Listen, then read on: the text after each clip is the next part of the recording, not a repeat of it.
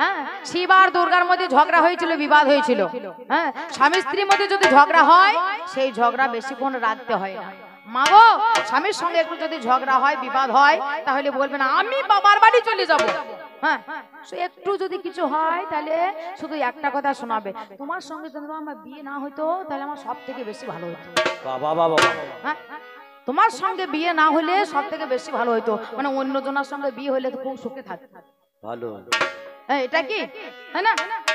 এটা খবরদার চিন্তা করা ভুল। বুঝতে হবে, আমার যদি অন্য জনের সঙ্গে বিয়ে হতো তাহলে আমার গতি এই রকম হতো, আমার কর্মফল এই রকম হতো। কেন না, তুমি যদি ভালো হও তাহলে দেখবে সে সব ভালো হয়ে গেছে।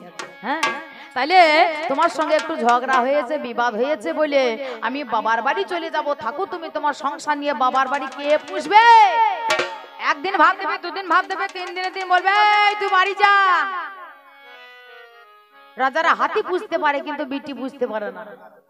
এই কথাটা খবরদার বলবা না যে আমি বাবার বাড়ি চলে যাব। হ্যাঁ, আমি এই কথাটা শুনতে পারি না, এই কথাটা শুনতে পারি না, এই কথা শুনে ভালো লাগে না, এই কথা শুনে ভালো লাগে না, আরে আমায় ছেড়ে তুমি যেও না, এই কথা শুনে ভালো লাগে না। আরে সেই দিনেরই কথা বন্ধু, আমি তোমায় বলে যা, শিবের সঙ্গে ঝগড়া করে আমার পার্বতী পালা, শিবের সঙ্গে ঝগড়া করে পার্বতী পালিয়ে গিয়েছে। থাকো তুমি তোমার কৈলাস নিয়ে, আমি চললাম। চলে এলো কোথায়? মর্তভূমিতে, কাশীতে, অন্নপূর্ণা রূপে সেখানে একাই আছে, একাই আছে। কেউ যদি বেশি ক্ষিপ্ত হয়ে যায়, বেশি যদি রেগে যায়, তাহলে একজনকে শান্ত হতে হয়।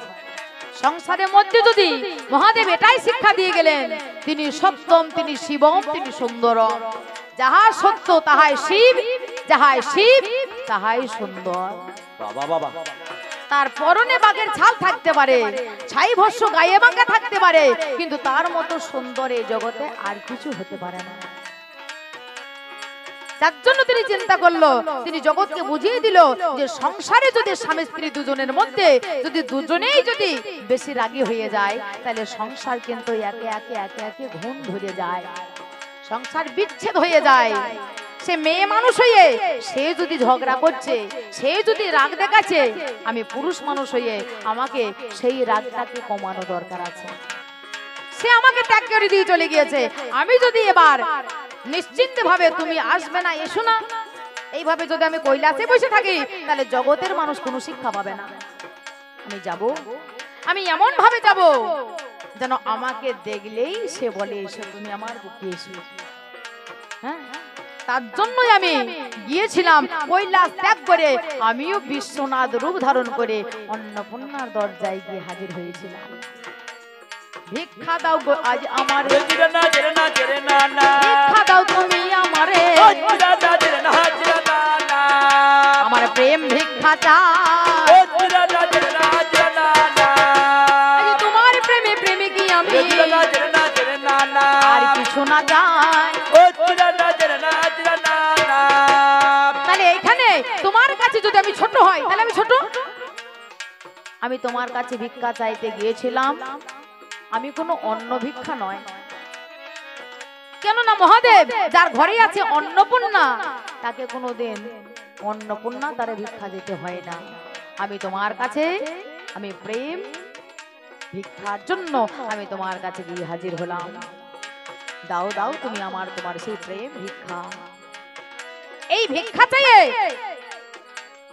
কোনোদিন কেউ ছোট হয়ে যায় না। এই ভিক্ষা চাইছে বলে আমার কিছু নেই, এটা চিন্তা করা ভুল।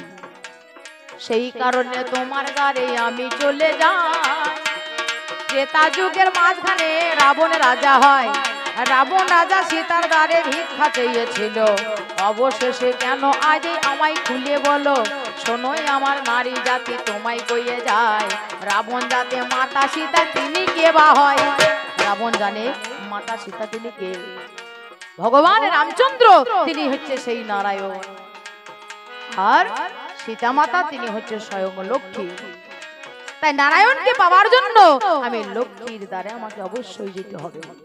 সেই কারণে ভিক্ষায় আমি চেয়েছি চাহাই, সত্য কথা তোমার কাছে নিবেদন জানাই।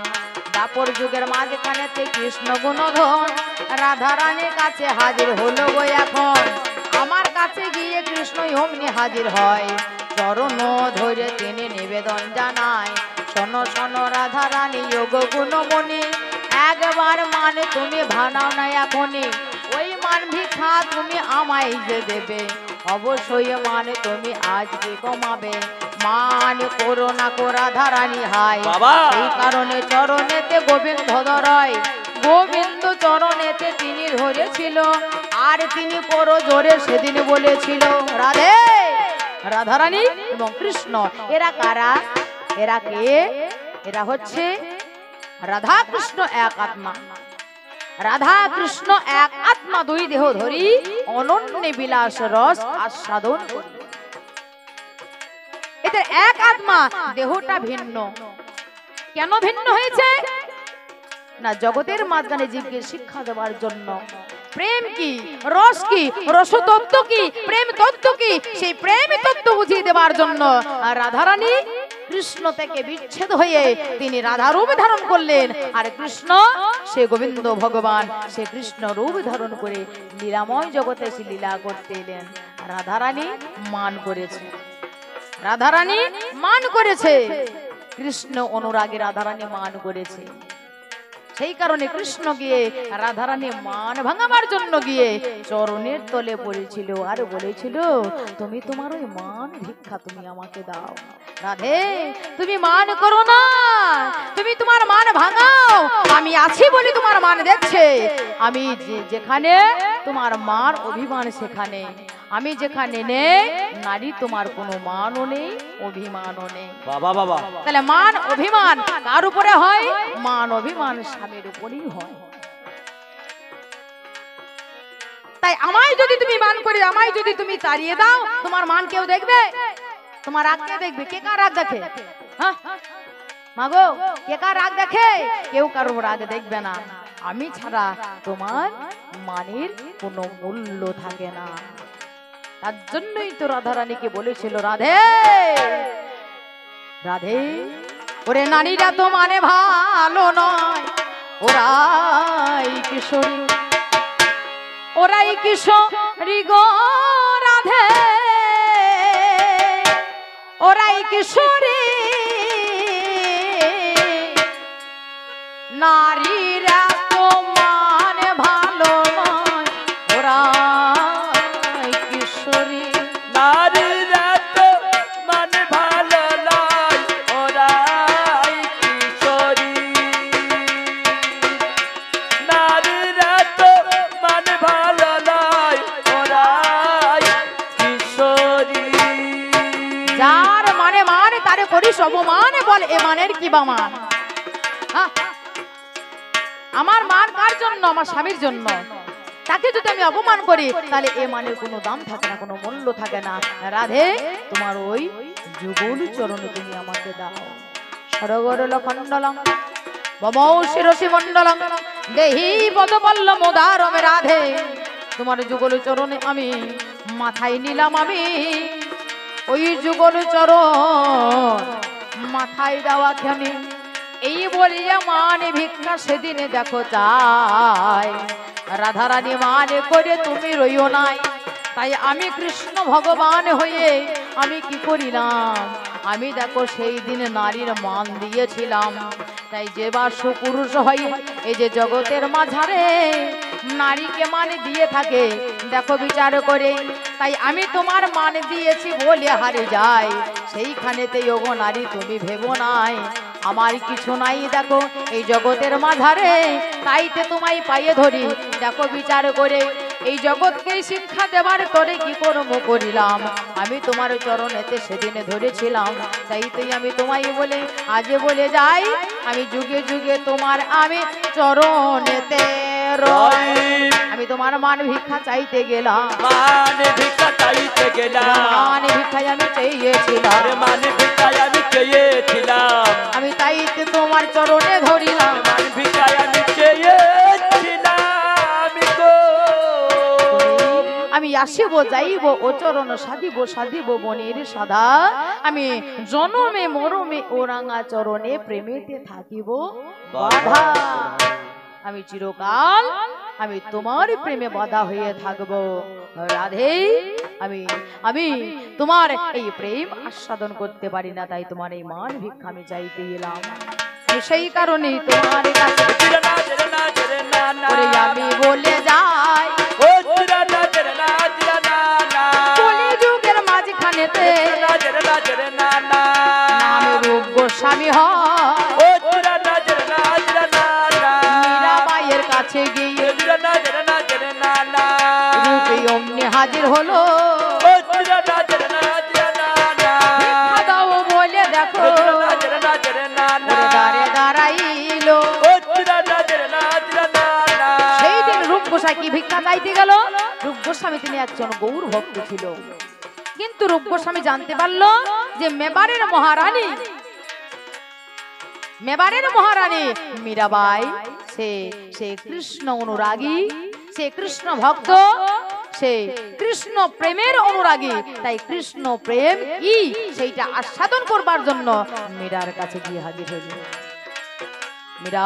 গিয়ে হাজির হয়েছে সেই দিন মীরা কৃষ্ণ প্রেম তত্ত্ব তাকে শোনালো এই কৃষ্ণই অনুরাগী ওরে তোমারে জানাই আর এত কিছু খাবার আছে খেয়ে পেট ভরে যায় ভাত খেয়ে পেট ভরে যায় হ্যাঁ চিড়ে খেয়ে পেট ভরে যায় মুড়ি খেয়ে পেট ভরে যায় হ্যাঁ মিষ্টি খেয়ে পেট ভরে যায় কিন্তু কৃষ্ণ কথা হরি কথা কখনো শুনতে শুনতে কোনোদিন পেট ভরে না এই শুনে কোনোদিন পেট ভরে না যত শুনবে ততই যেন শুনতে মন হয় তাই আমি গৌর ভক্ত আমি গৌর তত্ত্ব জানি আমি কৃষ্ণ তত্ত্ব জানবার জন্য সেদিন মীরার দরজায় গিয়ে আমি হাজির হয়েছিলাম আমি তাইতে নারী দ্বারে গেলাম নারীর দ্বারে গিয়েছিলাম আমি অন্ন ভিক্ষা চাইতে হয় ভাই তাই তো নারী দ্বারে গিয়েছিলাম এরপরে কথা তিনি আমারে জানায় পয়হস্য রয়হস্য পেট কাটা মধ্যন সহায় এর হলো 6টা দাগ এর দাগের তত্ত্ব কিবা হলো ভাবের কথাই একটুখানি তুমি শুনে চলো ষড়রিপুতে আবদ্ধ আমরা গো সবাই কাম ক্রোধ লোভ মোহ মদ আর মাশ্চর্য যে হয় সব থেকে খতরনাক যেটা সেটা কামে হলো পেটটায় মারধন সয়ে সেই দাগটা ছিল সেই তত্ত্ব তোমার কাছে আমি বলে যাই সেই ষড়রিপুতে বসে হতো আমরা সবাই সেই ষড়রিপু থেকে আজ আমি বলে যাই সেই ষড়রিপুকে আজ জয়ী করতে হয় সেই ষড়রিপুকে জয় যে জন করিবে অবশ্যই সেই কথা তোমায় বলি ভেবে সেই তো প্রত্যেকটা মধ্যাংশ হয় তার মধ্যে দেখো ভাই 6টা দাগের হয় সেই 6টা দাগের এই বিবরণ সত্য কথা তোমার কাছে দিলি বিবরণ তোমার কাছে মুখেই আমি শুনতে পাই আমি সংক্ষেপে সেসব কথা তোমার জানাই আমি কাম ক্রোধ লোভ মোহ মদ আশ্চর্য এই কথা আমি তোমাকে সংক্ষেপে জানিয়ে গেলাম এই 6টা দাগের 6টা দাগ এই ষড়রিপুকে বিভক্ত হয়ে হলো এই 6টা দাগের সূচনা আমি আবার কথা শুনতে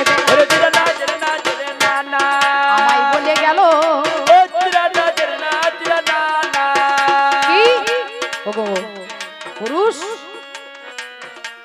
পুরুষ তুমি বলতে পারো এই পুরুষ তুমি কিভাবে আসবে তুমি নারীর সদনে তুমি প্রকৃতি হইয়া আসবে কেন প্রকৃতি হইয়া করো প্রকৃতির সঙ্গ আহা মরি মরি প্রকৃতি হইয়া করো প্রকৃতির সঙ্গ ওরে দিনে দিনে বাড়বে তোমার প্রেমেরই তরঙ্গ গো প্রেমেরই তরঙ্গ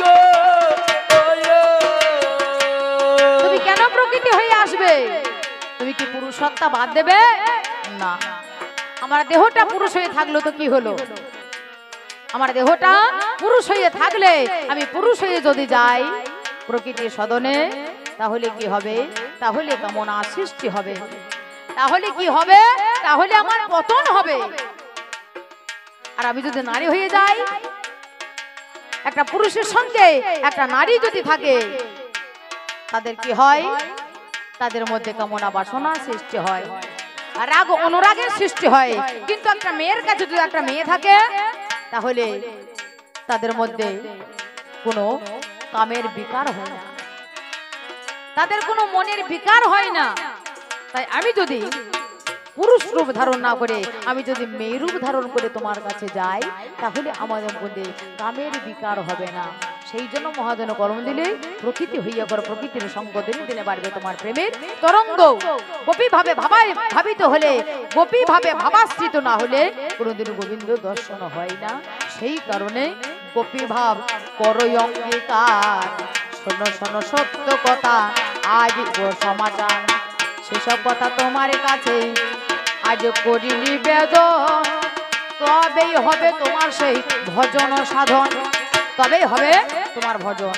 ভ বর্গীজ দন্তন্য ভজন, ভ কারে ভক্তি ভরে, বর্গীজই জননেন্দ্রিয়, দন্তনয়ে নিত্য, ভক্তি ভরে জননেন্দ্রিয় স্থানে নিত্য করে যেজন উত্তীর্ণ লাভ করতে পারে, ইহার নাম হলো ভজন। বাবা, অর্থাৎ একটা উৎকৃষ্ট জিনিসকে সম্মুখে রেখেও চিত্ত বিকার রোধের নাম হলো ভজন।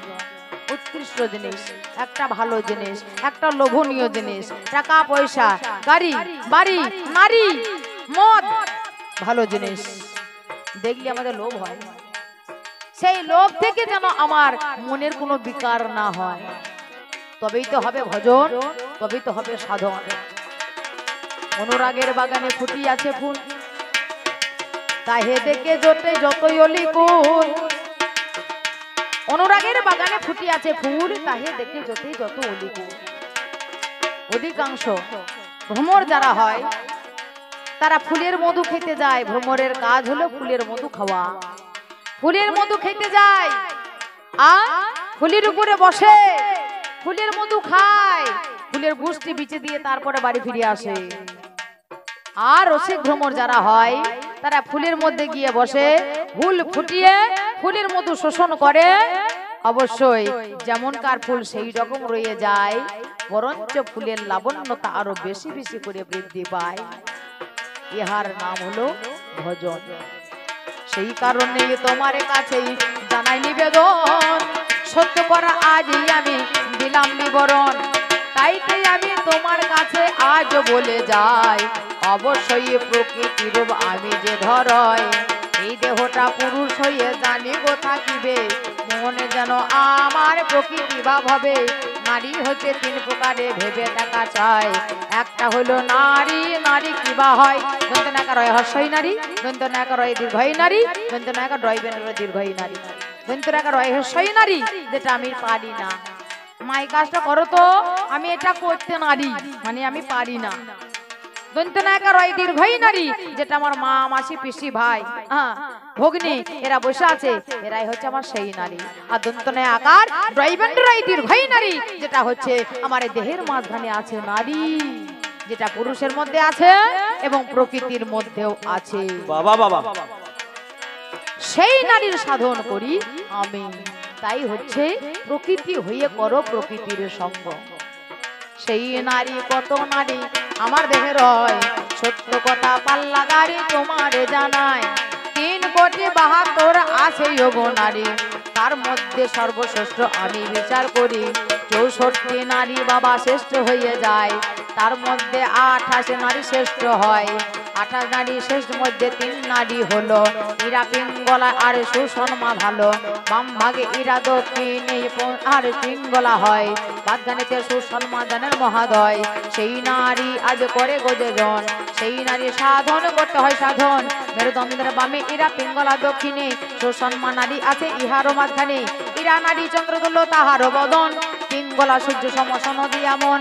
সুসম্মান নারী হই অগ্নিস্বরূপা 17তম এই ত্রিগুণে বর্ধিতা সুসম্মান মধ্যে সূক্ষ্মরূপে বজ্রা নারী লিঙ্গ দেশে হইতে দেহে আছে শিরোপরি প্রদীপ লসিকায়ার সাধু পেতে কয় রসিকা চিত্রাণী নারী যোগে দেখা যায় চিত্রাণী নারীর মধ্যে ব্রহ্ম নারী রয় এই নারীকে যে ধরে রাখে তা ব্রহ্মরক্ষা হয় মূলাধারে মূল নারীটা ঊর্ধ্বপানে চাই ছয় পদ্ম ভেদ করি সৌপসার পোছায় যোগী গণ প্রশ্ন করে যোগে বলে দাঁড়ায় এই পদে পরম শিবের দেখা পাইয়ে তারা যোগসূত্র বৎসল্য মূলাধারে করিয়াই আধার সুধাভাণ্ড নিয়ে মুখে থাকে অনিবার এই নারী প্রতি যখন দেবে তুমি মন আরে পড়ে থাকবে এই আধার পদ শুনে তখন আনন্দে হিললে ভাসিবে তখন প্রেমানন্দের উদয় হবে হরি বল হরি বল এই প্রকৃতির রূপ ধারণ করে এই প্রকৃতির সাধন করি প্রকৃতির সাধন করি মহাবলী হনুমান সে হনুমান কোনো বিবাহ করনি কোনো নারী সঙ্গ করানি তথাপি তিনি অষ্ট সিদ্ধি সাধক সেই মহাপুরুষ সেই যোগী সে ত্যাগী অনিমা লঘিমা মহিমা প্রাপ্তি প্রাকাম্য ঈশিতা বসিত কাম বসাইতা তিনি কোনো নারী সঙ্গ না করে সে ভগবানকে লাভ করেছে তিনি পশু হয়েও যে কর্ম করে গেছে জগতের মাঝখানে আর কোনো নারী বা পুরুষ এটা করতে পারে না হৃদয়ের মাঝখানে দেখিয়ে দিয়েছিল যে রাম সীতার যুগের মধ্যে নিতাই গৌর হরি বল হরি বল হরি বল হরি বল আমি সেই নারীরও সাধন করি সেই নারীরও সাধন করি আজ দেহের মাঝে আছে গো নারী সেই নারীরও সাধন করি যাই হোক অল্প গান ভান্ডার খুলে দিয়ে আমি তোমাকে কিছু বলে যাবার চেষ্টা করলাম এবার আমিও দুটো কথা দাবি বা জিজ্ঞাসা রেখে আমাকে পালা ছেড়ে যেতে হবে আর বিলম্ব না করে আমি এবার দুটো দাবি বা তোমায় আমি জিজ্ঞাসা রেখে যাই আমি দাবি রেখে যাই আমার পাল্লাদারের কাছে আমি দাবি আমি রেখে যাই গো পাল্লাদারের কাছে আমি শোনো শোনো যোগ নারী আমি দেখিবারে পাই গো দেখিবারে পাই গো আজ প্রথম নাম্বার দাবি আমি তোমায় যাহা দেখতে পাই তুমি তোমার ঘর ছেড়ে তুমি গেলে আমার ঘরে যখন তুমি তোমার ঘর ত্যাগ করতে যাচ্ছ বাবার ঘর ত্যাগ করতে যাচ্ছ এহেন সময়ে যেই না চৌকাট পার হতে যাবে এহেন সময়ে একটা মেয়ে একটা মাটির সরাতে করে কিছু ইঁদুরের মাটি কিছু দুর্বা ঘাস দুটো ধান আর একটা সোলানা পয়সা তার মধ্যে দিল আর তোমার মা আঁচল পেতে তোমার পিছনে বসে আছে আমি এত কাল ধরে আমার মেয়েটাকে মানুষ করলাম আমার শেষের দিনে চলে যাচ্ছে আমায় ছেড়ে দিয়ে শ্বশুর বাড়ি আমায় কি দেয় একবার দেখি কিছু দেবে বলে মা গো আঁচলে পেতে দাঁড়াইয়ে রয় এইবারেতে মাকে আজ ভিক্ষা দেয় মাকে বললে মা গো ওই ইঁদুরের মাটি ওই দুর্বা ঘাস 16 আনা পয়সা দুটো ধান সেইটা পিছন ফিরে না তাকিয়ে উল্টো দিক থেকে মায়ের আঁচলে দিয়ে বলছো মা আমি যা খেয়েছি সব শোধ করে দিলাম হয় শোধ মায়ের এক ফোঁটা দুধের ঋণ শোধ হবে না কোনোদিন জন্ম জন্মান্তরে করলে সাধনা মাতৃ ঋণ পিতৃ ঋণ কোনোদিন শোধ করা যায় না তাই যদি হলো তাহলে তুমি কোন ধর্মকে অবলম্বন করে তুমি এই কথা বললে মাগো আমি তোমার যা খেলাম তার শোধ করিলাম যা খেলাম তার শোধ করিলাম তোমার যা খেলাম তার শোধ করিলাম যা খেলাম তার শোধ করিলাম পিছন থেকে আঁচলে দিলে যা খেলাম তার শোধ করিলাম তুমি কি করে সেই মা এবং বাবার ঋণ শোধ করলে আমার দ্বিতীয় নাম্বারের দাবি আমার দ্বিতীয় নাম্বারের দাবি আমারে জানা হে নারী হে প্রকৃতি এই জগতের মাঝখানে তুমি দেখতে পাবে পুরুষাসিত সমাজ এই জগতের মাঝখানে যা করেছে এই পুরুষই এই জগতের মাঝখানে করে গেছে যতবার ভগবান দেখো অবতীর্ণ হলো গো ধরায় ততবার পুরুষ রূপে ধরে এসে যায়, সত্যতে তা দাপর কলি দেখিবারে পায়। এই 4 যুগেতে দেখো 10 অবতার হয়। 4 যুগে ভগবান হয়েছিল 10 অবতার। এই 10 অবতার পুরুষ রূপ ধারণ করে এসেছিলেন। সত্য যুগের মাঝখানে ভগবান 5টা অবতার, মৎস্য, কূর্ম, বরাহ, নরসিংহ, বামন, সবকটাই পুরুষ রূপ। ত্রেতা যুগের মাঝখানে রাম অবতার, পরশুরাম অবতার, সবকটাই পুরুষ রূপ। দাপরের মাঝখানে কৃষ্ণ অবতার, পুরুষ রূপ। কলি যুগের মাঝখানে বুদ্ধ, কল্কি পুরুষ রূপ ধারণ করে এসেছিলেন জগতের মাঝখানে, নারী রূপ ধারণ করলো না। ভাগবত বলছে ভগবানের 24টা অবতার, সেই 24টা অবতারের মধ্যেও ভগবান একটা জায়গা নারী রূপে নেই।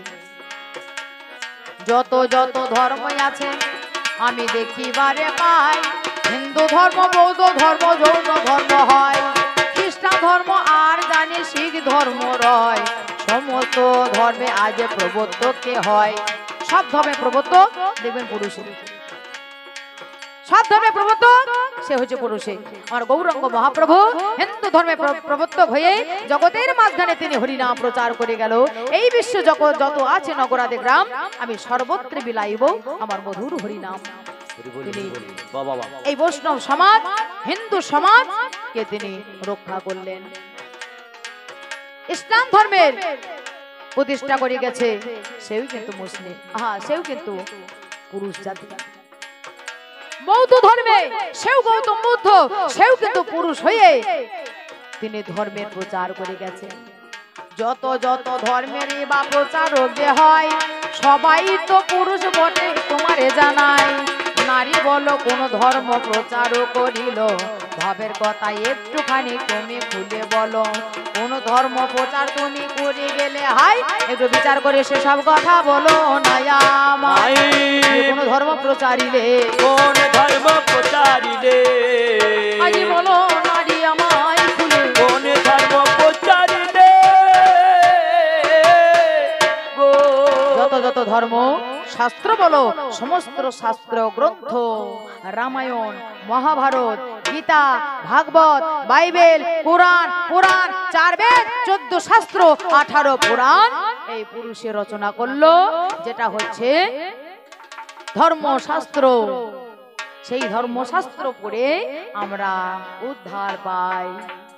সমস্ত শাস্ত্র রচনা করলো দেখলাম পুরুষে। হে নারী, তুমি কোন ধর্মগ্রন্থ এই জগতের মাঝখানে অবতীর্ণ করলে, জগতের মাঝখানে অবতীর্ণ করিলে, জগতের মাঝখানে তুমি আনিলে, জগতের মাঝখানে তুমি আনিলে। বলো না নারী আমায় খুলে, জগতের মাঝখানে তুমি আনিলে। শেষের কথা তোমার কাছে একটু বলে যায়, ইহা মরি মরি শেষের কথা একটুখানি তোমায় বলে যাই। আজ মা নামে কেন তোমার এত কলঙ্ক হয় গো, এত কলঙ্ক হয়। সৃষ্টির প্রাককালীন মা নামে তোমার কলঙ্ক।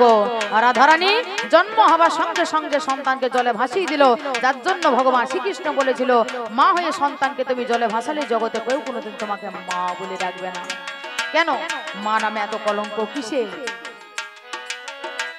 নাম যার কুন্তী, মহাভারতের মাঝখানে কর্ণকে জন্ম দিয়েও কুমারী অবস্থায় মা হয়ে কর্ণের জন্ম দিয়ে লোক লজ্জার ভয়ে নিজেকে বাঁচানোর তাগিদায় সেই দিন কুন্তী তুমি কর্ণ তোমার ছেদ্যজাত শিশুকে তুমি জলে কেন ভাসাইলে? জলে কেন ভাসাইলে? আজ মা হয়ে ছেলেকে জলে কেন দিলে? মা হয়ে ছেলেকে জলে কেন দিলে? বলো না নারী তুমি আমায় খুলে, মা হয়ে ছেলে কেন জলে দিলে? যাই হোক, এই ছোট্ট ছোট্ট মাত্র কয়েকগুলো দাবি আমি তোমাকে বলে গেলাম। তুমি এসো, তুমি বলো, তারপর আমি আবার দ্বিতীয় পর্যায়ে দাঁড়িয়ে পুরুষের ভূমিকায় কিছু বলে যাবার চেষ্টা করব। আমি এইখানে রাখলাম, এখানে রাখিলাম, এখানে রাখলাম, আমি এখানে রাখিলাম। আবার চাঁদে বদনে বলো না হরি হরি, এখানে রাখিলাম গো চাঁদ বদনে বলো হরি।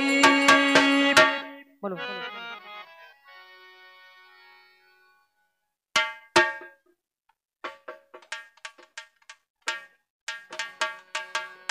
নবকুমার মন্ডল কাকাবাবু এসে আশীর্বাদ করেছে আমাকে কোটি টাকা দিয়ে, আমাকে বিষ দিয়েছে। বিষ মানে গরল হয়, বিষ মানে অমৃত হয়, বিসমিল্লাহির রহমানির রহিম মানে ভগবানের নাম হয়। আমি আপনার এই আশীর্বাদ শিরোধার্য করলাম। গোবিন্দের চরণে মতি হোক, ঈশ্বর মঙ্গল করুক, এই শুভ কামনা রেখে আমি তোমায় বলে যাই বন্ধু নারী, তুমি জানো না আমার প্রিয়, তুমি আমার জীবনের সাধনা। তুমি জানো না, জানো না মোর প্রিয়, তুমি মোর জীবনে সাধনা বন্ধুরে।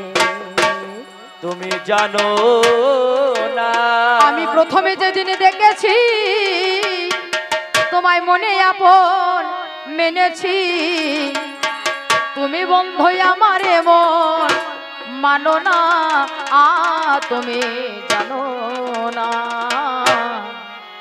জানো না মোর প্রিয়, তুমি মোর জীবনে সাধনা বন্ধুরে। তুমি জানো না, জানো না মোর প্রিয়া, তুমি মোর জীবনে সাধনা বন্ধুরে। তুমি মোর জীবনে সাধনা বন্ধুরে। ফাল্গুনে দোল পূর্ণিমায় মৃদু মন্দ বায়ু বয়, ফুল বনে ফুলকে রালপনা বন্ধুরে। ওরে ফুল বনের ফুল কেরাল পোনা বন্ধুরে। ওরে মধুর মাধবী রাতে তুমি আমি একই সাথে, তুমি আমি একই সাথে। মধুর মাধবী রাতে তুমি আমি একই সাথে, করেছিলাম সে জামিনে যাপনা। তুমি জানো না, জানো না মোর প্রিয়া, তুমি মোর জীবনে সাধনা